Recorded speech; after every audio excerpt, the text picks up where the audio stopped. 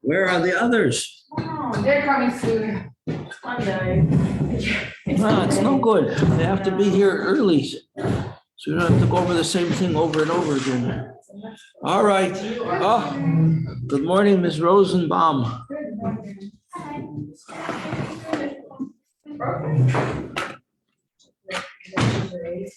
So did you remember to speak about that amazing thing we mentioned on Friday?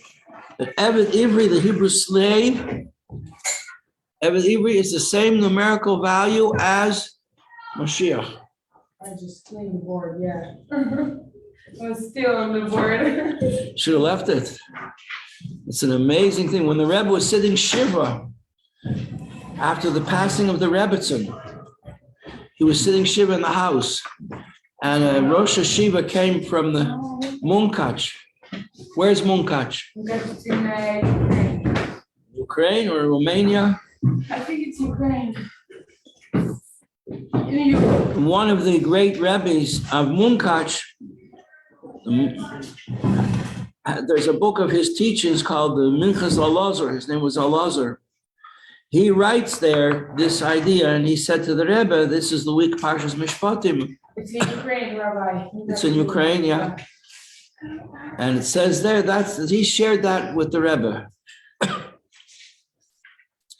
That Eved Ivri is Gematria Mashiach. Okay, now one of the things that, important things, just to review since our new students in the class, assignment every morning is to look up. Always to look up in life. Always have a hopeful, good eye. So I wanted to share, I think I told you this story last week of this extraordinary encounter that I had on the way to school Thursday morning. I was waiting at the light of Eastern Parkway to cross to come here. And a fellow that I know, a tall, nice fellow,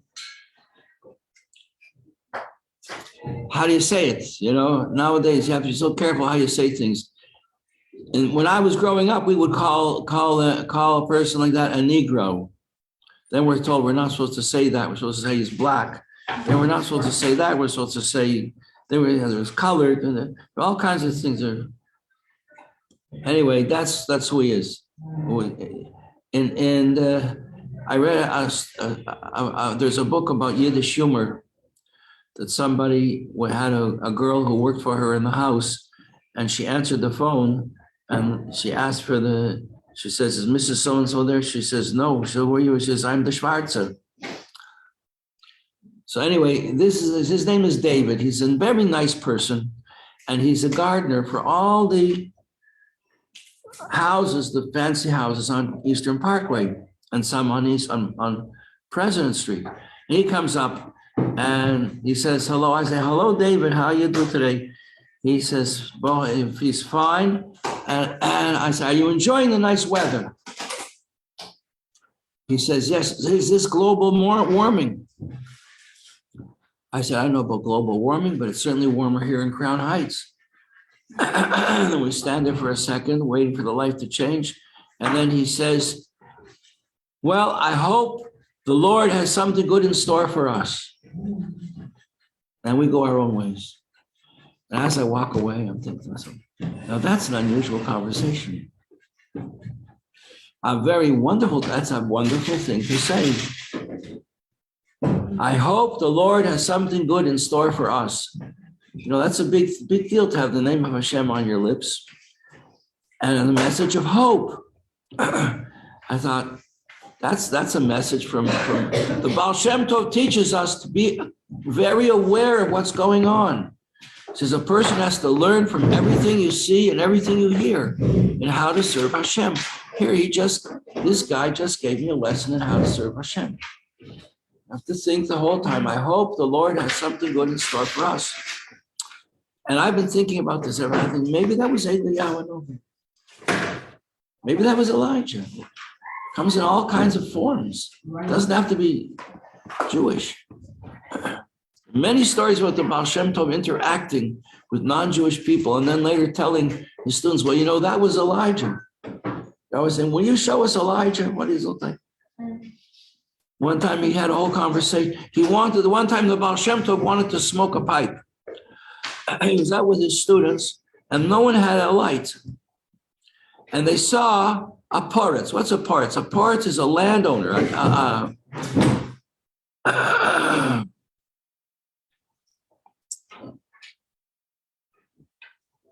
A member of the nobility, a nobleman, like a duke. These guys, they owned estates of 100,000 acres, huge tracts of land. They had private armies. And he sees this poritz riding a horse. And he says, students, maybe he has a light. So the students go over, they ask him, do you think you might have a light? Our rabbi wants to smoke a pipe. He says, yes, I do.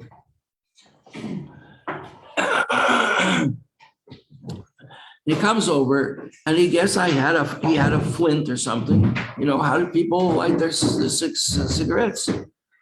They had cigarettes. And he gives him a light, and Baal Shem Tov is smoking his pipe. And he's talking to the poritz about what does the poritz do with all that land? He farms it. He makes money. And he asks, Baal Shem Tov asks him, how's the harvest? How's the crop coming up? And they're talking about agriculture. So the students move aside. This is not interesting to us.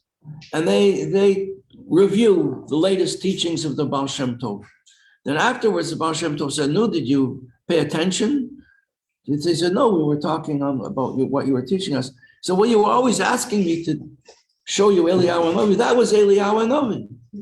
I said, it was? He said, yes, it was. Well, what were you talking about? You're talking about the harvest and the crops. He says, yeah, we were talking about if the Jews are doing mitzvahs, there's a good harvest of mitzvahs this year. And there's a crop coming up. Is there going to be a lot of people doing tshuva this year? Whoa. So that teaches us to pay attention. So that's how I walked away from that conversation.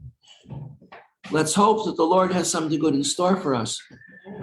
And as I was standing at the light today, a friend of mine, a neighbor, comes over. He's a Kohen. He blesses people. I'm very friendly with him. I like him very much. A young man, the age of my children, one of my children. Like he's in his late 30s, early 40s, maybe already. In his 30s, I guess. His name is Lazelle. His mother is French. His father's American. His father's a Baal Tshuva, American, Kohen. So I tell him this story. And I said, that was a message of hope and emunah. You know what emunah is? Emunah is belief. Believing in Hashem. He says to me, yeah, emunah is very important. Emunah is very important, he says to me.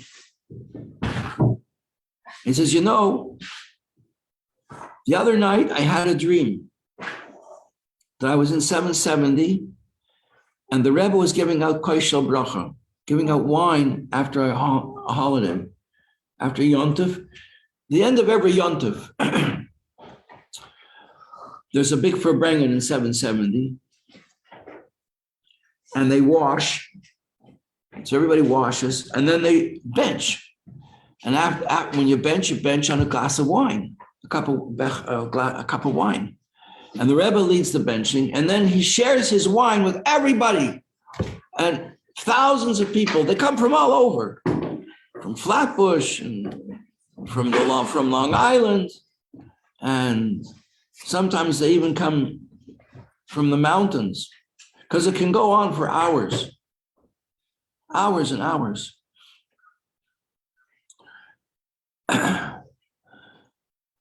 And the Rebbe gives a little bit of wine. They keep on adding to his cup of wine, and he shares it with people who come by, and they bring their children. They come with the children with two children and a cup in each child's hand, and he's holding the hands of the children, and he's got one, and he says he's got two cups like this, and they go by, and the Rebbe pours into each cup, and he looks at each person.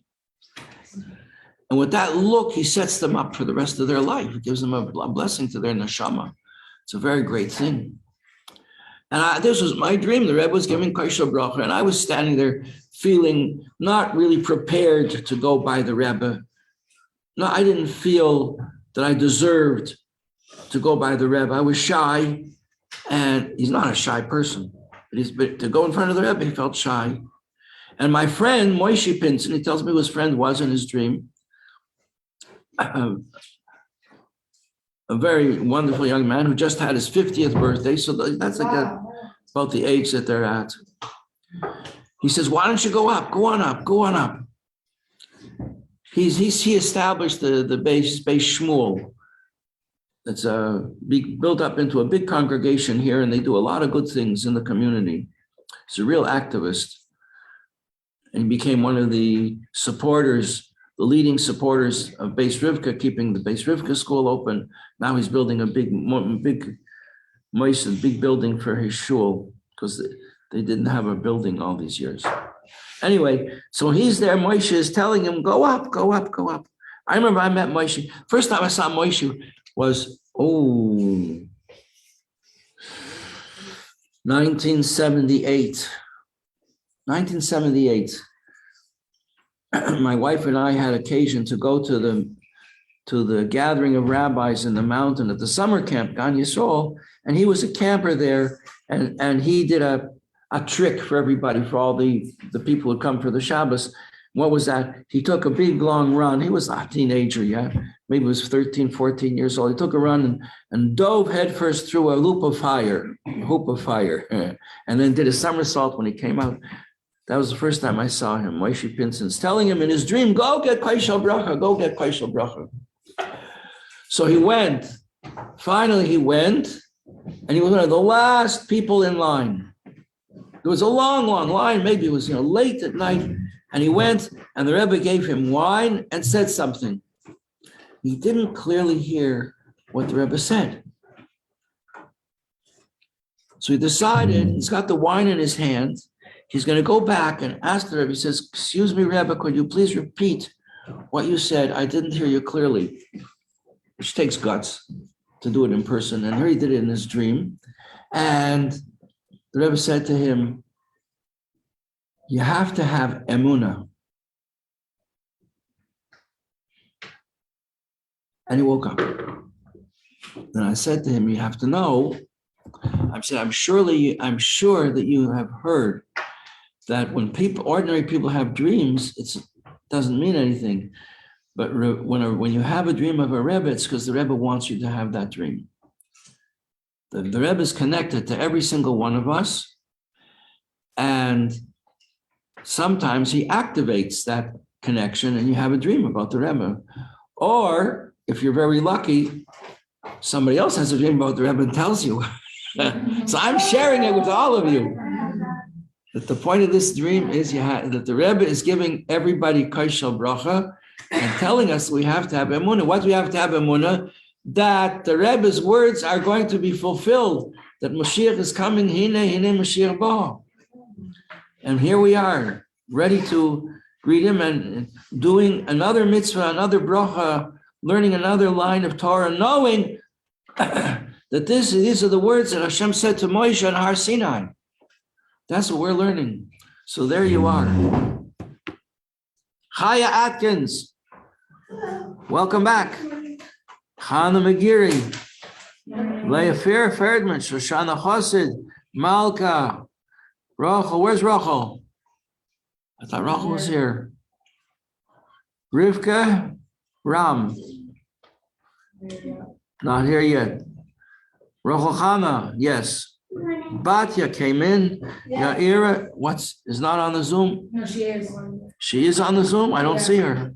I'm right here, Rabbi. She is. There she is. Did you hear the story? Yes. Okay. Write it down so you don't forget it. Gianna, yes.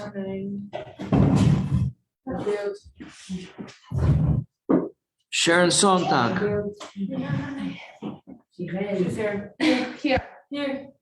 Oh, there you are, Shirel. Sharon, why are they don't get your name down here, Sharon? Buon cumpleaños. Feliz cumpleaños. Feliz cumpleaños. Feliz cumpleaños.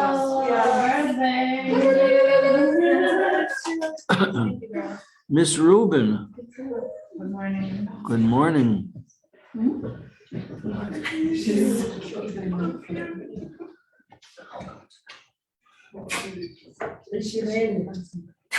Sola, I'm here. yeah, I'm just looking for your name. Your name isn't here. Sola.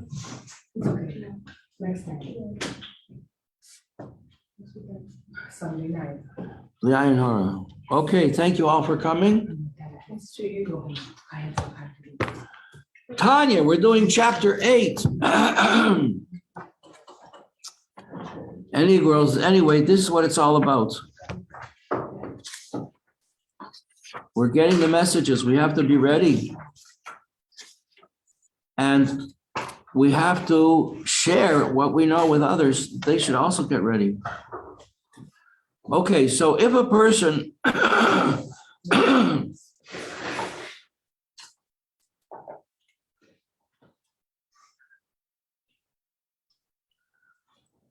there's a saying, it's brought in Hasidus very often.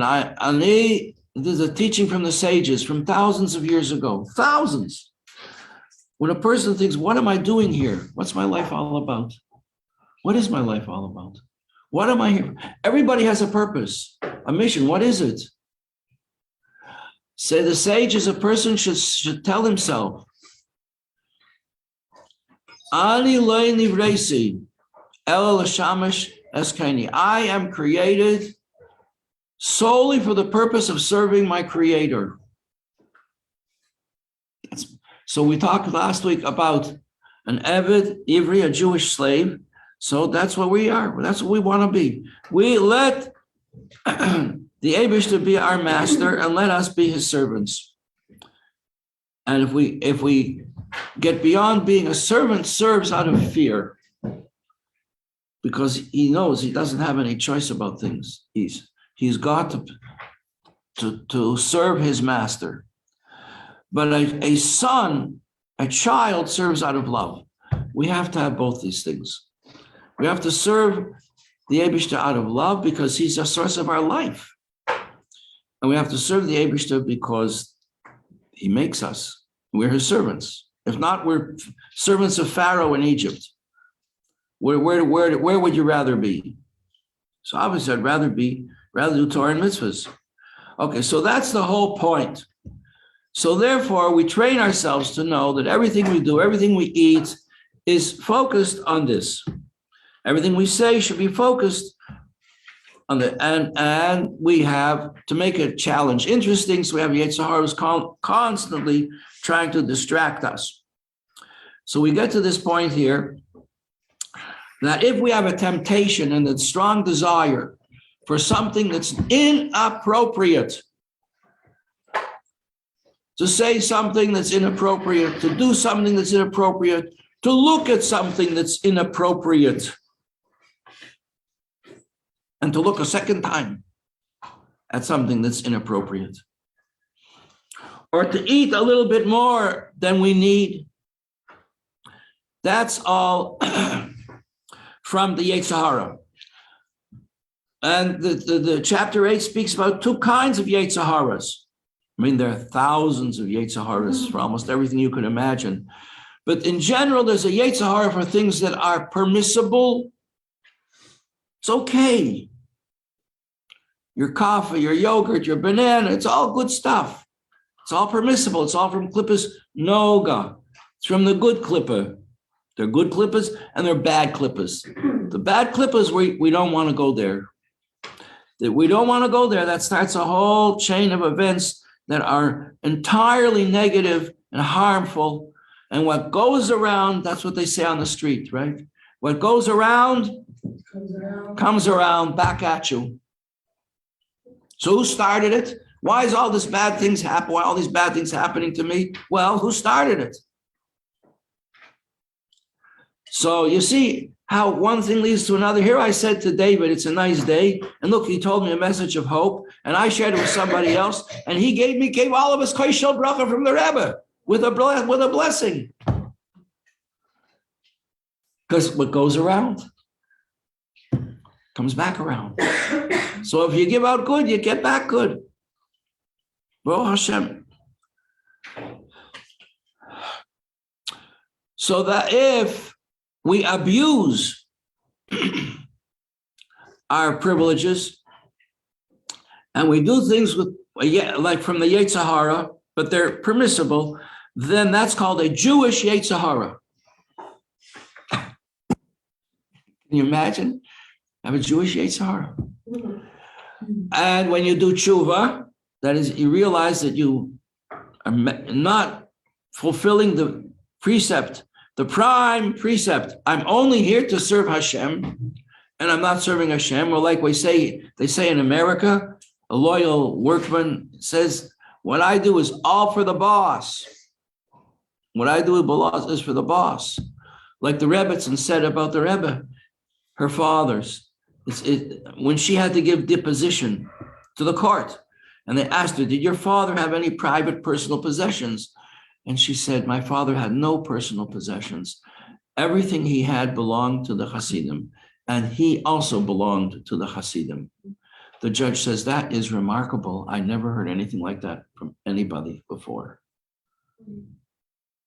That was a deciding statement in the whole case.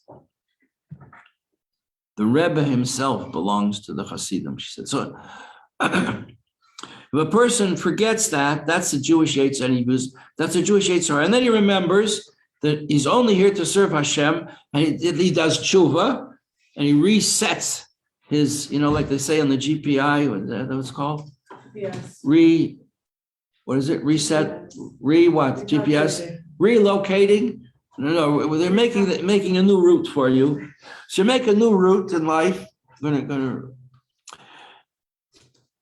So then you get back on track, but we learned there's still a stain on the body because of the things that you did that were inappropriate.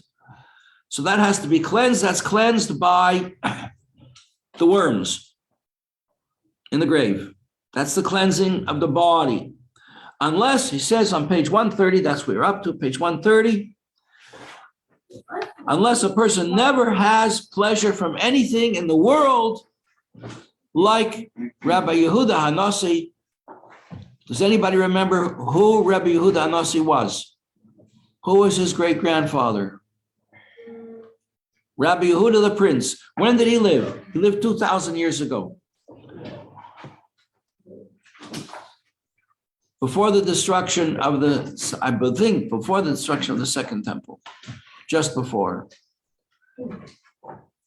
His great-great-grandfather was King David. He was the descendant in his time of King David, who was the leader of the Jewish people. What great work did he compose and put together? Okay, get this down. Yeah. He put together the Mishnah. Without him, we wouldn't know what it means to be Jewish. His father or him? What do you mean his father or him? What are we talking about? Who put together the Mishnah? Rabbi Yehuda Hanasi, Rabbi Yehuda the Prince. He lived at the same time as Marcus Aurelius, the great Roman philosopher, and Caesar. Caesar, by the way, is the root of the word Tsar.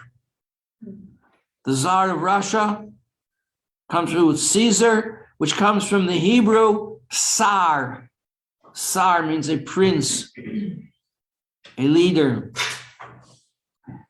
They nursed from the same mothers.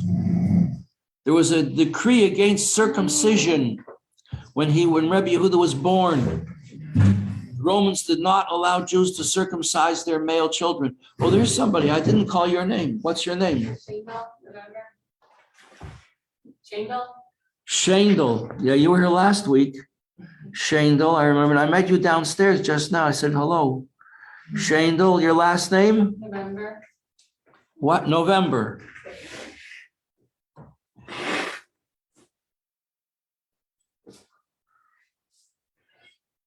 Okay. So there was a decree against circumcising children, and anybody who violated this decree would be killed. The father, Rabbi Yehuda, and his wife decided that they're not going to be afraid of this decree. They were afraid, but they're not going to hold back. They had a male child and they circumcised him, and they had to report to the ruling powers. And they stayed on their way. They stayed at an inn, and there was a Roman woman there who had just had a baby, and they became very close. They became very close friends, the two women. And she told her the situation that she's going. She said, they're going to kill my child because we gave him a bris. And she said, take my child. So they exchanged children. Her husband was the leader. He was like the Rebbe in his time.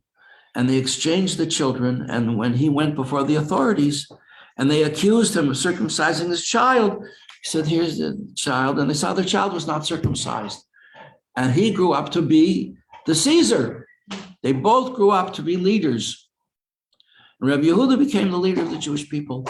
And the Caesar, Antoninus was his name, Antoninus. He had a secret tunnel built from his palace to Rabbi Yehuda that he could come to visit him secretly. And he learned from him and he used to get down on his hands and knees and say, step up on my back when you need to go to bed. He says, not right. He says, no, it is right. Because he accepted Rabbi Yehuda as his teacher and his Rebbe. It was an amazing thing. Yeah. Goodness, how did I get there? Anyway, so Rabbi Yehuda Anossi never took any personal benefit from anything in the world. He never did anything just for the sake of his stomach, for the sake of his own personal pleasure. So it says that a normal person, after he does tshuva, there's still a stain on the body, and it has to be cleansed through what's called the purgatory of the grave. That's the worms purify the flesh. Unless a person never had any personal benefit from anything in this world, like Rabbi Yehuda Hanossi. That's what it means, page 130. As was the case of Rabbeinu HaKodesh, which means our Rebbe, our holy Rebbe, who says in the brackets, Rabbi Yehuda the Prince, who said at the time of his passing that he had no enjoyment from this physical world, even to the extent of his little finger. Even his little finger didn't enjoy it. He was fabulously rich because the Caesar, Antoninus, gave him everything that he could, but he just used it all. He gave it away to people who in need, or to the soldiers. You had to have soldiers to defend the Jewish people. He gave it all to the soldiers. Okay, so that's what happens if you have a Jewish Yetzer Hara, to do things not for the sake of God, but for the sake of yourself, your own selfish pleasure. Rivka, you come in so quietly, I didn't even notice. I look up and there you are. That's what it's going to be like when Mashiach comes. You're going to think it's a regular day and you're going to walk out now within there. You see people running in the street, say, where you're going? They're saying, Mashiach. And you're going to run with everybody else. That's what happened on Hey Tavis. When the Rebbe won the court case, it had been dragging on for 2 years. The Rebbe was going to oil every day, fasting every day. And one day was a nice, sunny, spring-like day. It was in Tavis, right after Hanukkah. I was sitting in my office, not my office, in an office in the building where I worked on the ground floor. And I was all alone. I was the only one in the building. And I looked out and there were people running in the street. I said, where are you running? He said, we won. And I ran to 770 together with everybody. And people were dancing, and Avi Piamenta came and started playing. And there was an older chassid, he started doing cartwheels on the lawn in front of 770. People were dancing and dancing, and then I didn't go back. I stayed there the whole day. That's just a hint of what it's going to be like when Mashiach comes. Okay, continuing now in chapter 8, at the bottom of page 130, that's all for the permissible things. What about the things I said that were inappropriate? Well, they're from a Yetzer Hara, which is not a kosher Yetzer Hara, not a Jewish Yetzer Hara, from a non-Jewish Yetzer Hara.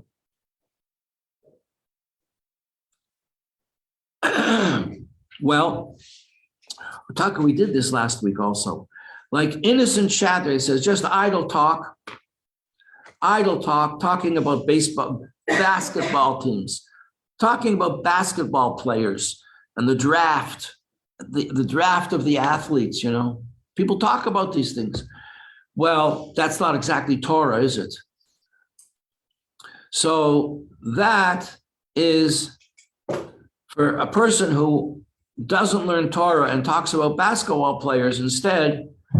So his body, the stain is going to have to be cleansed by kaf hakela, which is the sling. Remember we talked about the sling, that they throw the soul like in highlight. They slam this ball against the wall and it comes bouncing back, and the other guy has to catch it. And he slams the wall. So they slam the soul from this world where he sees everything the way it is to the world of truth. And then he sees what the truth is, and it's very shocking. And like it shocks all the nonsense out of its connection with his soul. That's called the sling, the kaf hakela. It says on page 131, the hollow of the sling.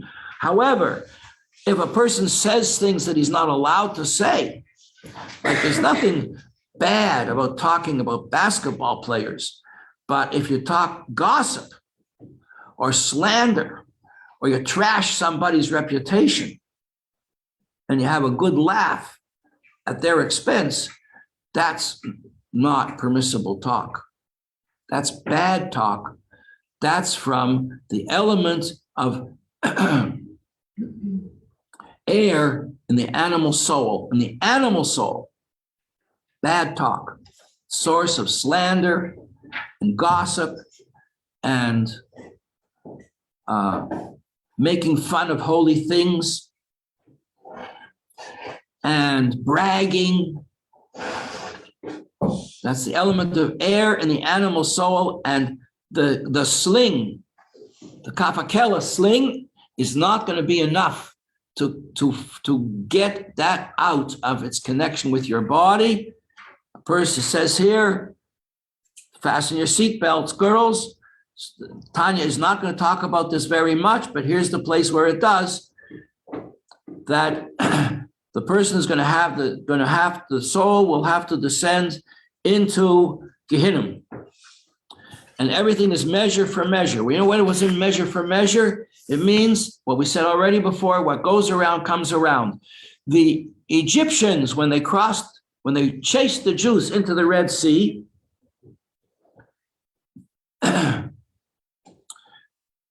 the Red Sea for the Jewish people became like the I-90 highway. Come on. It wasn't dark like at night. It was brightly lit up. It was beautiful. There was music playing. Trees were growing, and they were coming out with fruits, and the birds were singing, and the children took the fruits and fed them to the birds. It was a paradise experience. And the Egyptians ran after them, and it wasn't the I-90. It was muddy. It was a muddy sea bed, and the chariots got stuck in the mud. They couldn't go.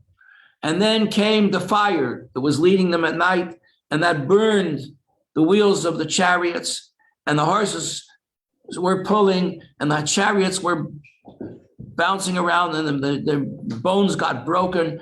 Why did this happen? Measure for measure, because they made the Jews make bricks out of mud, so their chariots got stuck in the mud. Measure for measure. Why did they have a plague of wild animals? Because they used to take the Jews and send them into the forests of Africa to trap wild animals, and many Jews got mauled or killed doing this dangerous work so that the Egyptians would have beautiful zoos, gardens with wild animals. So therefore, they were paid back measure for measure with wild animals that roamed their streets and killed a lot of Egyptians. And they took the Jewish children and threw them in the Nile. So they were paid back measure for measure when they all drowned in the Red Sea. Everything is worked out in an amazing correspondence. So similarly, whatever this purgatory is going to be for people who abuse the power of speech, it's going to be measure for measure, but it doesn't say here exactly what it is. We don't have to know. I'm sure that there are books that will tell you exactly what would be the purgatory, what would be the cleansing agent for bad talk. Now it goes on, page 133.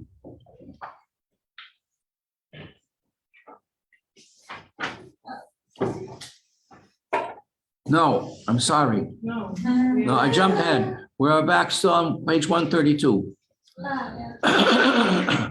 So the Kaf HaKela is not going to be enough to scour and cleanse the soul, it says. Now, until now, we were talking about scouring and cleansing the body. The soul also needs to be scoured and cleansed.